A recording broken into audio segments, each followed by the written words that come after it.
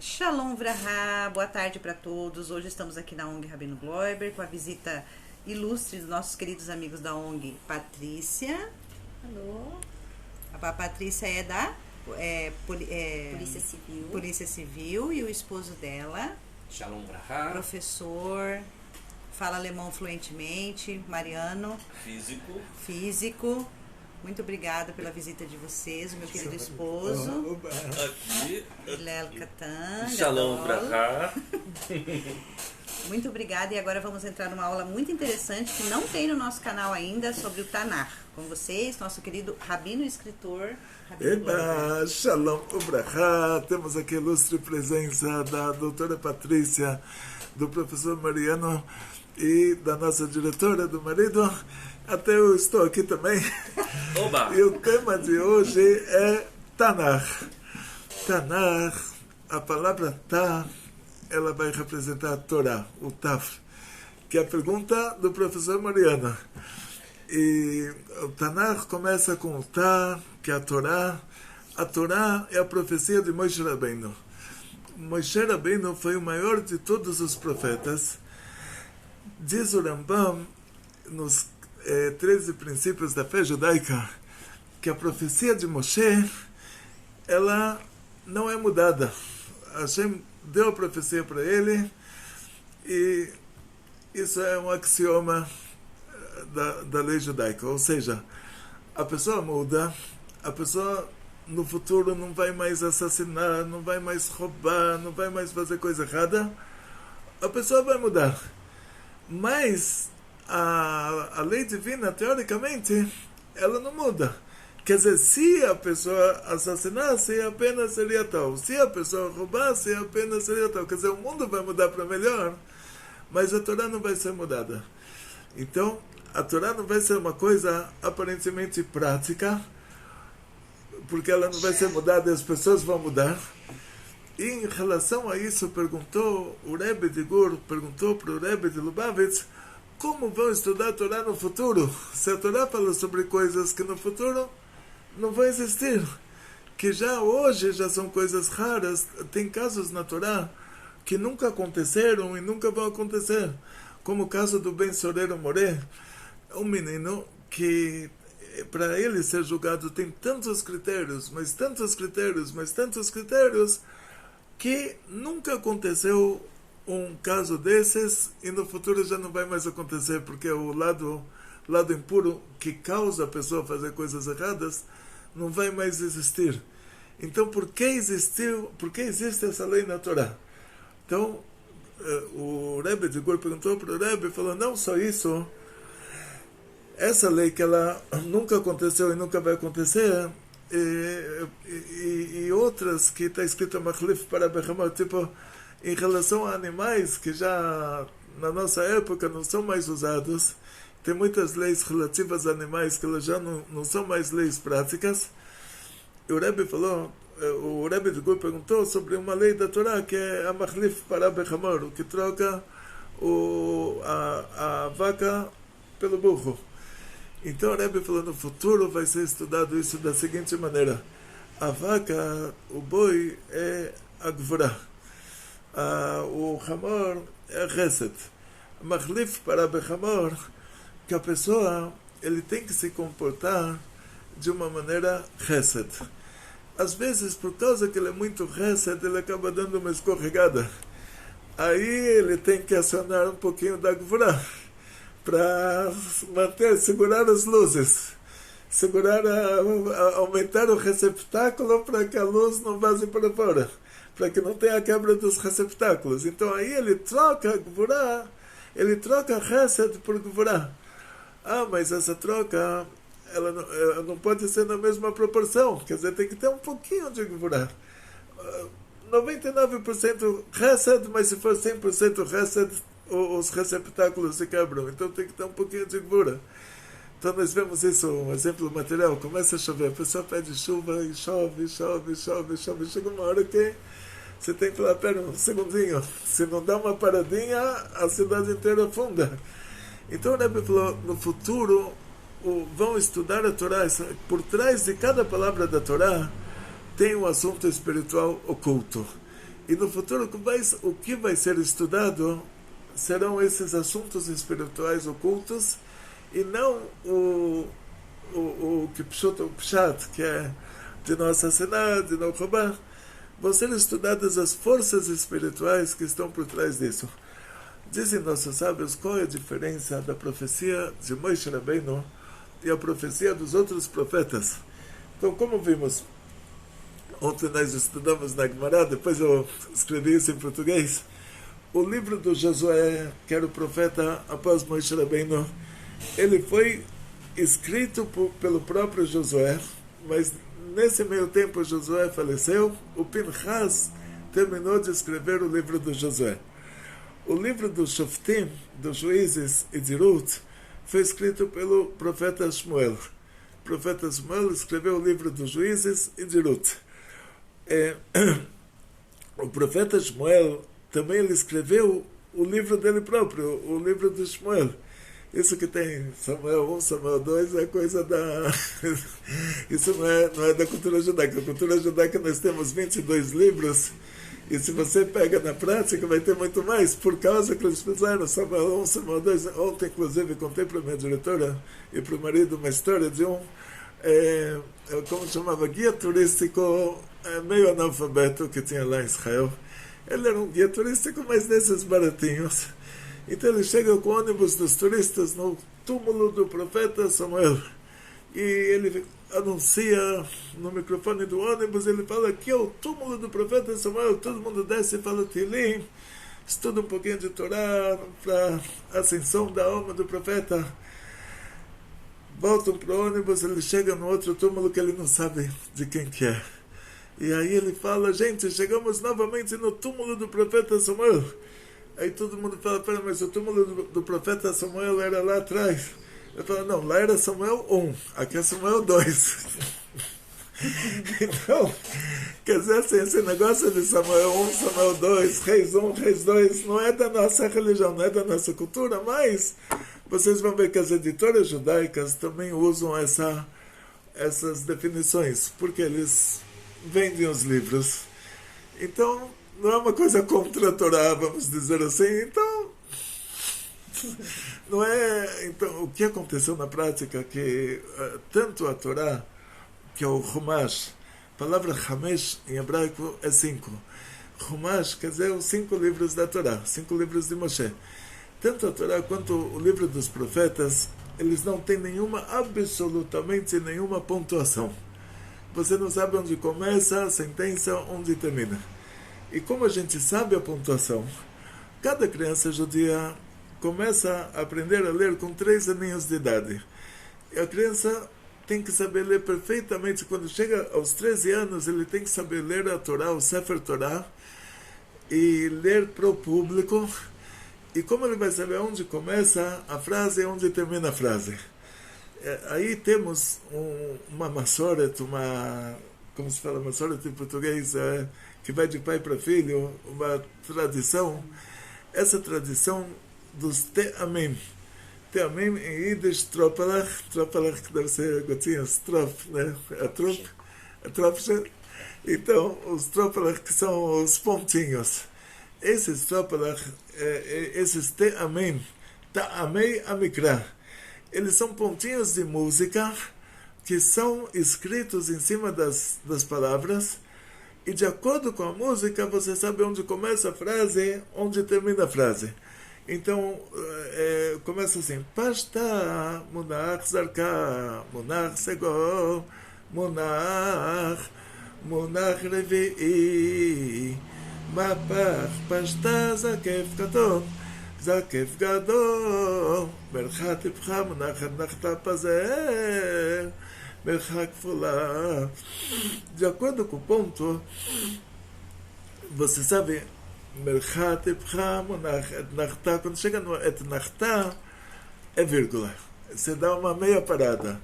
Quando chega no Sof Pasuk, que é um desses também, terminou a frase.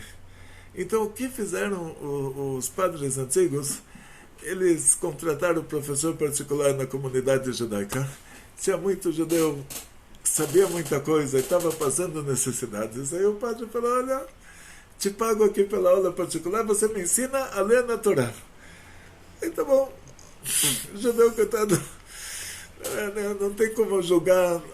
Na Idade Média as pessoas sofriam muito, não tem como julgar.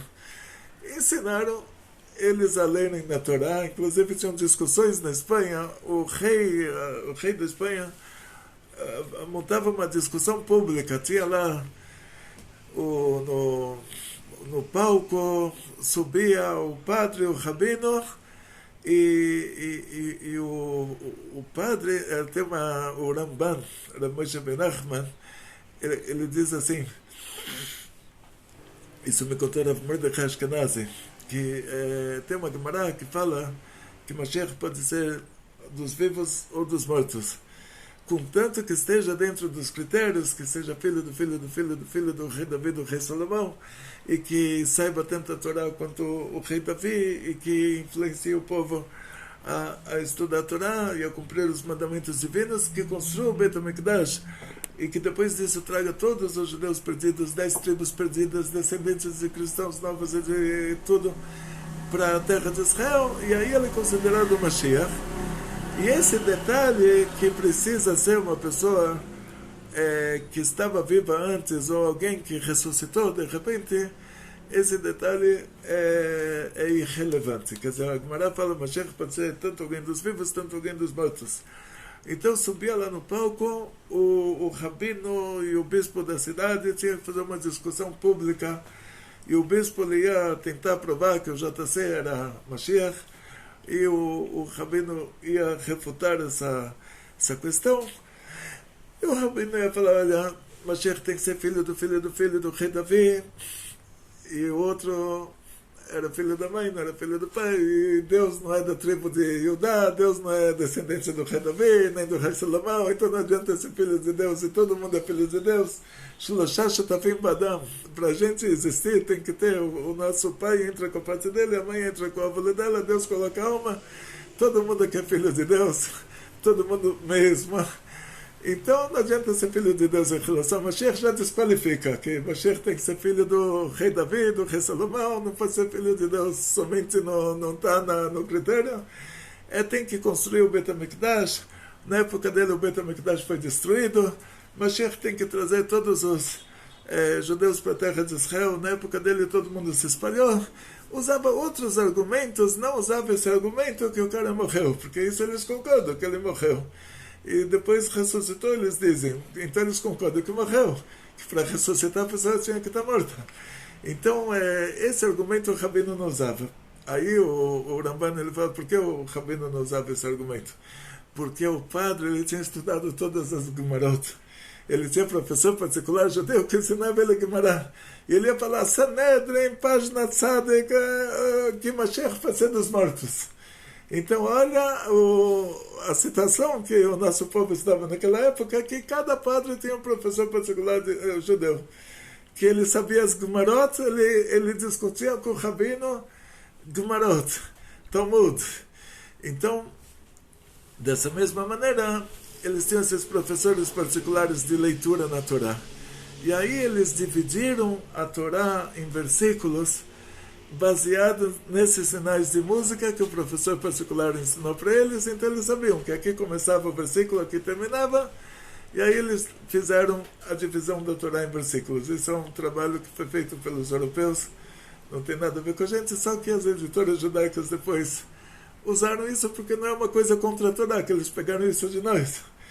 Agora, isso que eles dividiram no Tanakh, Samuel 1, Samuel 2, para nós não importa, pode fazer Samuel 3, Samuel 4 também, não tem problema. Pode dividir o Sefer de Samuel em 10, falar Samuel 1, Samuel 2, Samuel 3, pode cada capítulo falar que é um livro à parte.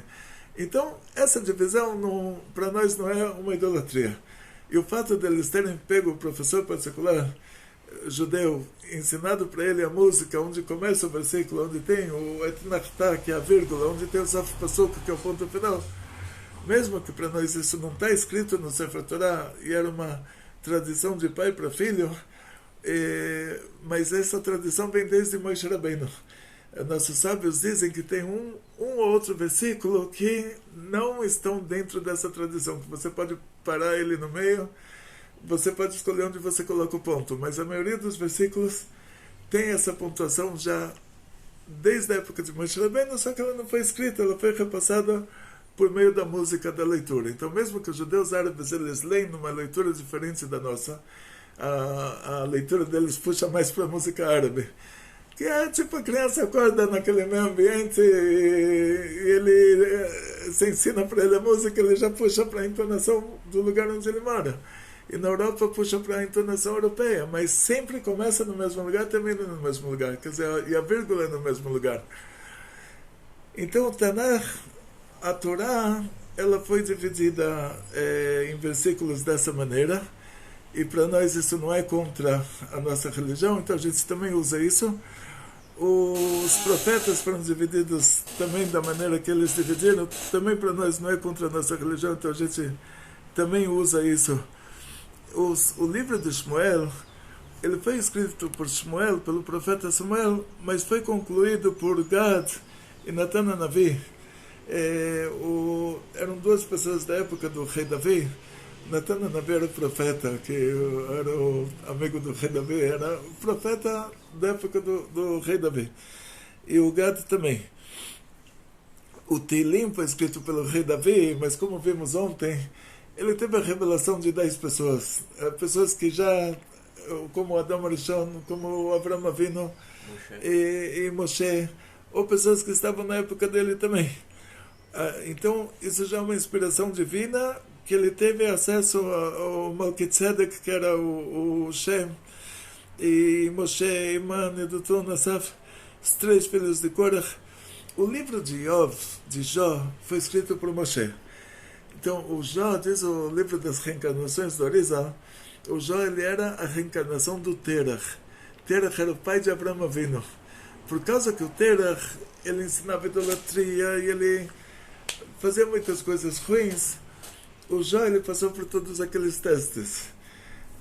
Então, vai ter quem diz que a Gemara traz outras opiniões, que o Jó era pessoa de outra época, mas a opinião que é levada em conta na Halachá é que o Jó era alguém, foi escrito por Moshe Rabbeinu, era um contemporâneo de Moshe Rabbeinu, e Moshe Rabbeinu escreveu 2 coisas, fora a Torá que Deus deu para ele, como nós estudamos antes, que Moshe Rabbeinu ele tem 3 características.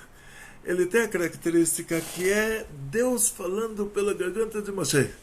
Então Moshe Rabbeinu fala, eu sou seu Deus que te tirou do Egito. E é Deus falando, não é Moshe Rabbeinu falando, não é Moshe falando, eu sou seu Deus. É Deus falando pela garganta dele. Deus se revela dentro de Moshe e fala. Outra característica de Moshe é Moshe brigando com Deus. Moshe fala, se você não desculpa esse povo, me tira do seu livro. Aí é o Moshe, aí não é Deus falando por meio da garganta de Moshe, é Deus brigando com Deus. Aí é Moshe brigando com Deus. E tem outro lado de Moshe, é Moshe fazendo erro de avaliação. Hashem fala para ele, pega o cajado, ele pegou o cajado. Hashem fala para ele, fala com a pedra, ele falou com a pedra e não saiu água. E aí ele fala, faz a avaliação dele. Por que Deus falou para mim pegar o cajado? Deus falou para pegar o cajado e falar com a pedra. Falei com a pedra, não aconteceu nada, mas Deus falou para pegar o cajado, então tem que dar uma paulada na pedra. Errou, fez o erro de avaliação. Porque Hashem causou para ele esse erro de avaliação. Não devia ter falado para ele pegar o cajado. Porque Hashem fez ele fazer esse erro, sendo que já estava decretado desde o começo, na hora que ele falou para Hashem, por que você fez mal para esse povo? Quando começou a Geulah, Moshe Rabbeinu foi para o Egito e falou para o faraó, como era Hashem, Shlach também ve'avduni. E o faraó falou, vocês estão com falta de ter o que fazer, vocês estão pensando em férias, então agora vão procurar palha. Então a situação ficou pior. Moshe Rabbeinu falou para Hashem, por que você fez o mal para esse povo? Por que você me mandou para lá? E Hashem falou para ele, agora você vai ver o que eu vou fazer para o faraó. Agora você vai ver, não quer dizer perdemos a primeira batalha, mas não perdemos a guerra. Quer dizer que já tinha começado a Geulah. A Geulah começa, tem que descascar o abacaxi, começa pela casca. Depois que descascou o abacaxi, passa a embalagem, aí você chega na fruta. Então, Hashem falou para ele, por causa que você está dizendo que eu fiz o mal, quer dizer que o começo da redenção, você chama isso de fazer o mal? Você não está vendo que a Geulah começou? Então você vai ver o que eu vou fazer agora para o faraó, mas você não vai ver o que eu vou fazer para os 31 reis da Cananeia. Então, quer dizer, naquela hora foi decretado para Moshe que ele não vai entrar na Terra Santa. O povo de Israel poderia falar, vai saber o que ele fez. Vai saber, Deus não deixou ele entrar na Terra Santa, vai saber o que ele fez. Então, para limpar a barra dele, Hashem falou para ele, pega o cajado. Vai lá, fala com a pedra. Falou, não deu certo, deu cajadada, tá vendo? Foi isso que ele fez. Só para dar um álibi para justificar para o povo de Israel que Moshe Rabbeinu não fez nada demais. Ele simplesmente, Deus falou para ele pegar o cajado, ele pegou. Deus falou para falar com a pedra, não adiantou nada. Então ele imaginou que tivesse que dar uma cajadada para ele ter... Deus fez isso para ele ter para limpar a barra dele, porque não ia dar para explicar para todo mundo que, olha, quando a Hashem se revelou para ele no arbusto incandescente, e a Hashem falou para ele, vai e tira o povo de Israel do Egito. Ele foi lá, tentou, não conseguiu.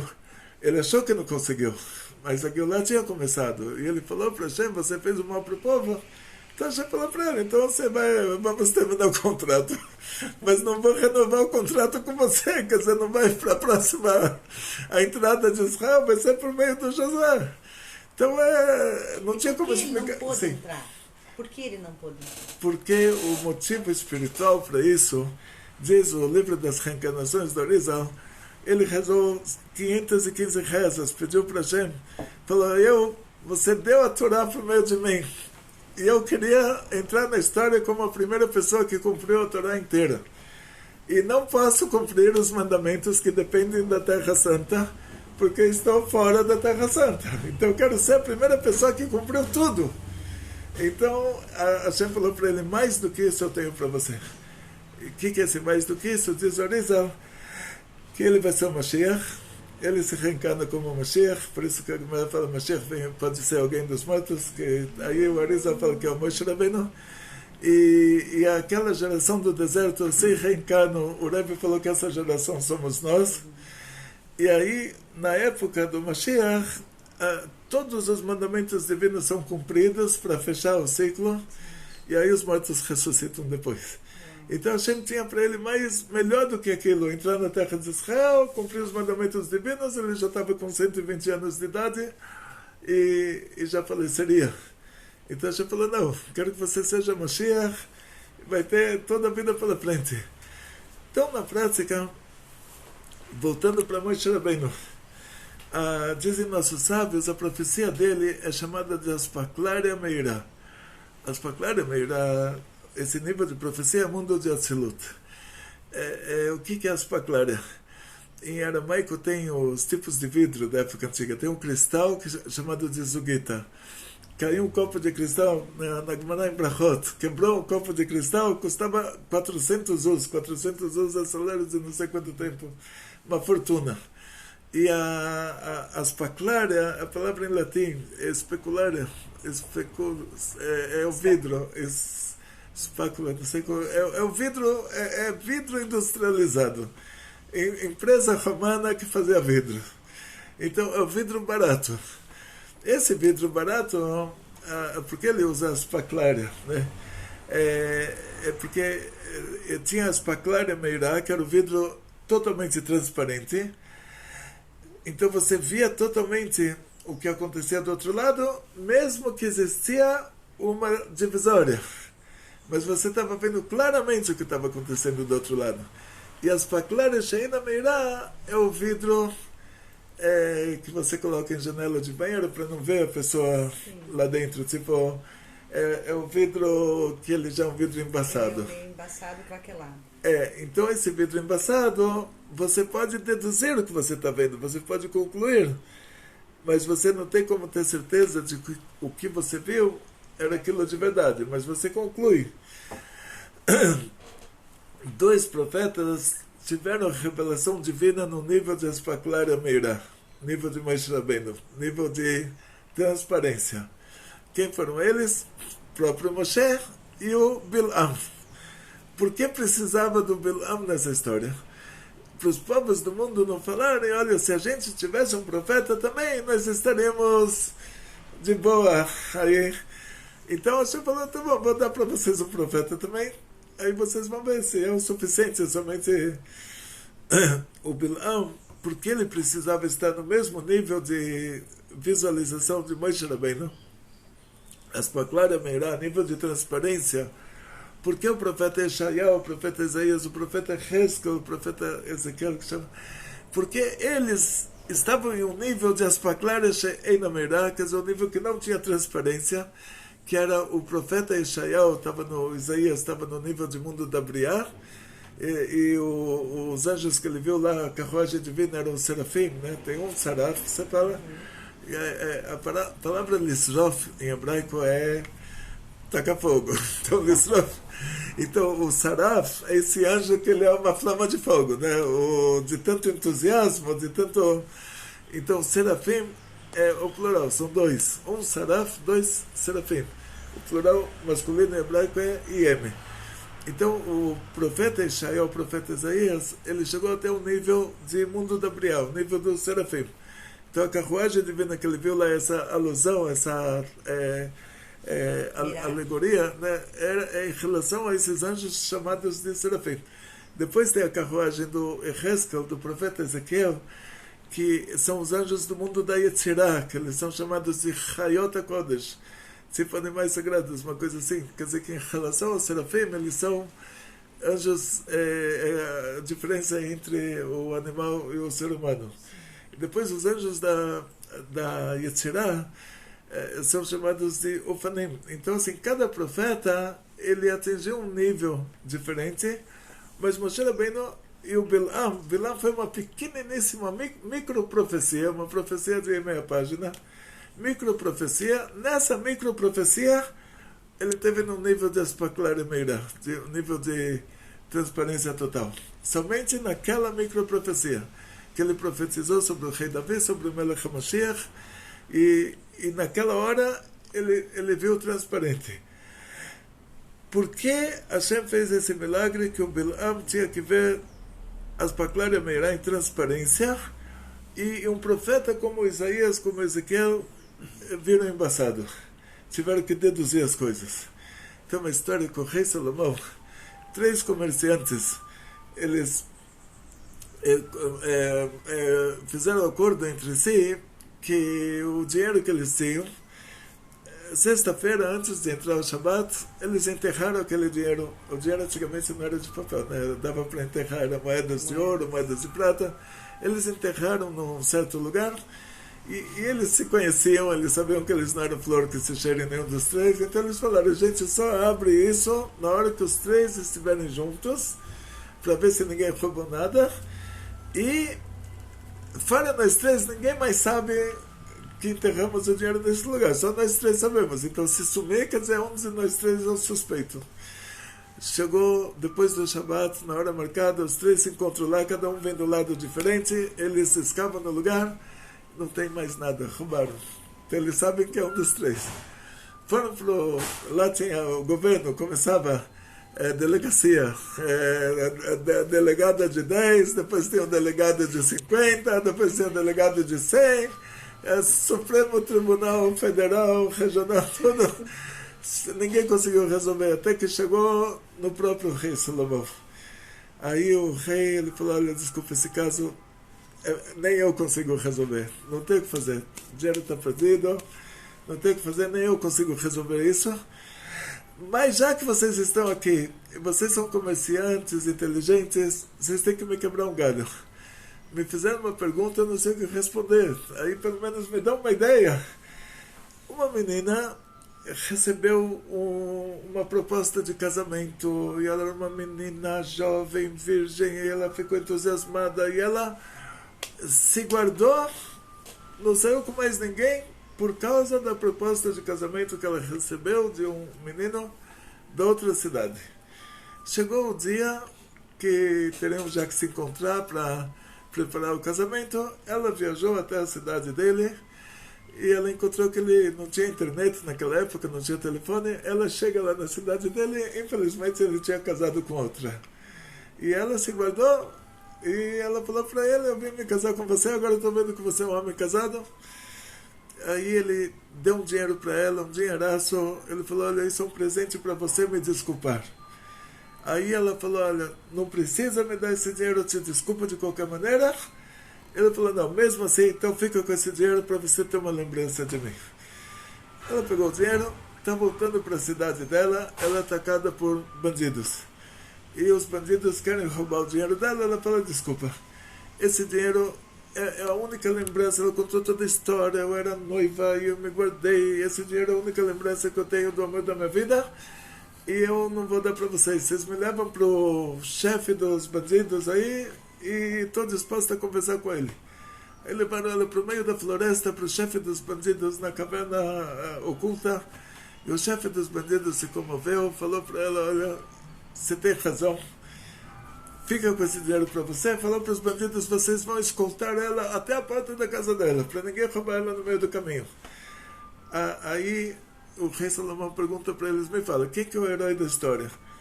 É o noivo que deu dinheiro para ela, mesmo que ela falou que não precisa? É ela que falou para o noivo que não precisa dar nada, mesmo que ele aprontou para ela? Ela falou que não precisa de indenização? Ou é o chefe dos bandidos que devolveu o dinheiro para ela e deu escolta e tudo? Aí um deles falou, olha, o herói da história é ela, que ela foi prejudicada e mesmo assim ela abriu mão. O outro falou, o herói da história é o noivo, que depois que ela abriu mão do dinheiro, ele deu para ela de qualquer jeito.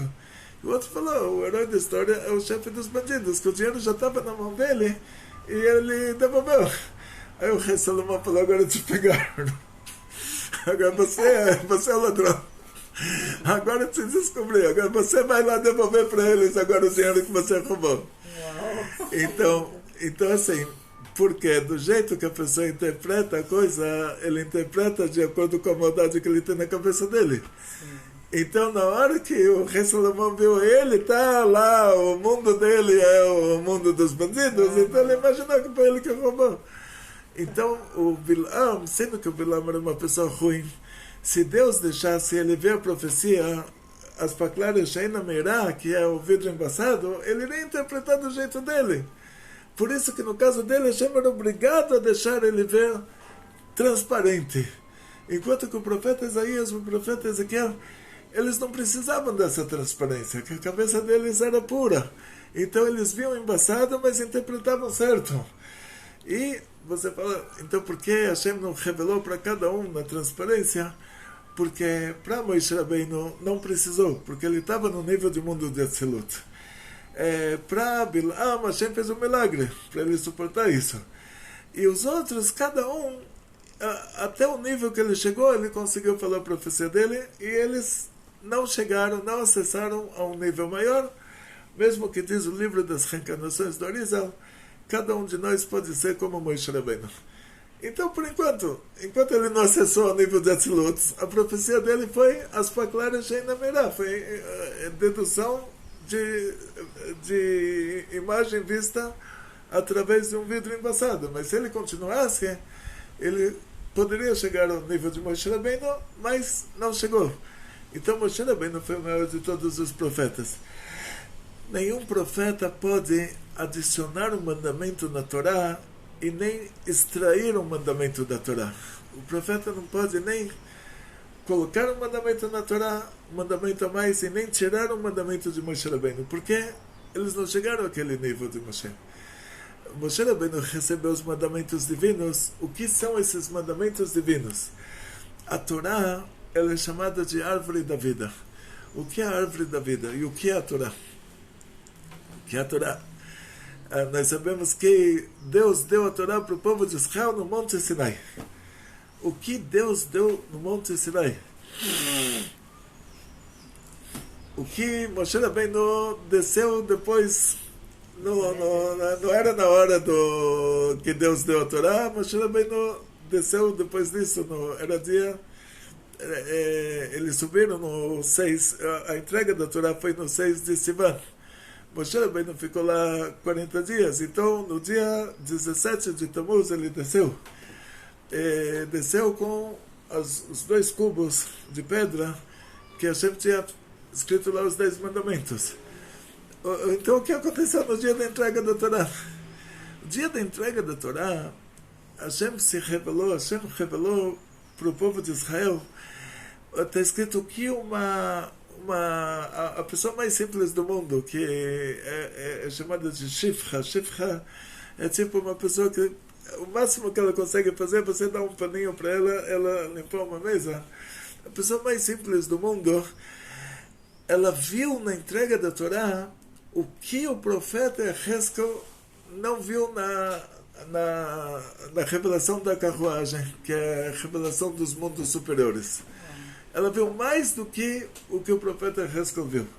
Então o que quer dizer? Que a entrega da Torá já aconteceu, que ela era a revelação do que estava por trás do que está escrito na Torá. E vai voltar a ser isso na época da Geulah. Nós vamos novamente estudar o que tem por trás desses mandamentos divinos. Então a Torá ela é chamada de árvore da vida, porque lá em cima tem as Sefirot. As Sefirot elas começam com a Chokhmah, Binah, Dat, que elas são as raízes. É uma árvore de cabeça para baixo.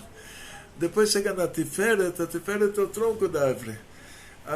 Os galhos são a Chesed e a Gvurah. Depois chegamos na fruta, que é o Malchut, enquanto essa fruta está ligada à árvore.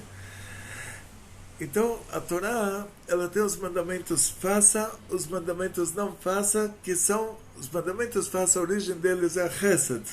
Os mandamentos não faça, a origem deles é a Gvurah. E os 10 mandamentos, que eles são a origem de todos os 613 mandamentos, eles são sincronizados com as 10 Sefirot, que são sincronizados com os 10 pronunciamentos divinos, que por meio deles o mundo existe. Então essa parte superficial que a gente vê da Torá, o que chegou até nós, os anjos nos céus não queriam que Deus desse a Torá para a gente, porque eles falaram, a Torá aqui em cima é a revelação de tudo isso que aconteceu no Monte Sinai. Agora o pai, quando está falando com o filho mais velho, aí ele explica coisas muito profundas, e muito profundas, e muito profundas. Quando o pai vai falar com a criança pequena, ele fala para a criança pequena, não chuta, não bate, não morde, não grita, não berra, não fala palavrão. Então os anjos falaram, a Torá vai descer para esse mundo, ela vai virar, não assassinar, não roubar, não dormir com a mulher do outro. Deus me livre, que? Olha, é uma perda de tempo. Então deixa a Torá nesse nível, não rebaixa ela até o nível dos seres humanos. Aí, com o motivo que a gente optou por rebaixar a Torá até o nosso nível, aí entramos no assunto das sincronizações dos mandamentos divinos, das sincronizações da Torá com os assuntos espirituais. Já deu, né? Então a gente ultrapassamos essa aula, vai ter outras mais etapas. Aula 2. Vai ter aula 2, ultrapassamos o nosso horário, então de volta para a nossa querida diretora Rivka Haya. Então, muito obrigado deixa o like, tá? Não esqueça de deixar o like para engajar as aulas do YouTube do Rabino. Muito obrigado por deixar um comentário também. Compartilhe com seus amigos e familiares. Compartilhe muitas as aulas, porque compartilhando você vai estar ajudando o Rabino a levar a Torá para o mundo inteiro. E isso aí é uma mitzvah. Muito obrigada para todos. Muito obrigada, Patrícia, que esteve aqui conosco. Obrigada. Muito obrigada pela visita. Que volte sempre. Muito obrigada. O que você achou daqui da ONG? Nossa, aqui é uma acolhida. Eu estava falando para o Rabino que ele recebeu a mim e ao meu marido como Abraão recebeu os 3 anjos. Aqui nós encontramos a paz, a alegria, a acolhida. Nós sentimos de perto a presença de Deus nas nossas vidas. Muito obrigada pela acolhida, Rabino. Amém. Muito obrigado. Muito. Shalom Brahá, eu só quero agradecer ao Rabino, Muito obrigado. a Rivka, a Hillel também pela acolhida. Como minha esposa acabou de mencionar, nós somos super bem acolhidos. É um lugar onde nós podemos realmente sentir a presença divina. Foi uma alegria poder participar desse estudo. E eu deixo aqui um abraço e reforço as palavras aqui da nossa diretora, que seja compartilhado esse vídeo, que a Torá seja levada a todos os cantos do planeta através da palavra aqui do Rabino Bloiber. Muito obrigado a todos. Amém. Muito obrigado, Hillel. Não esqueça seus comentários. Muito bom. Compartilhe e não esqueça os comentários. O Rabino vai deixar um coraçãozinho lá para cada um. Oba, coraçãozinho. Oba, muito sobre obrigado. O Tanakh também, né? Pergunta sobre o Tanakh, muito tem sucesso, muita saúde, muito dinheiro, felicidades judaicas de toda a família, grandes milagres em grande estilo. Muito obrigado por participar das nossas aulas.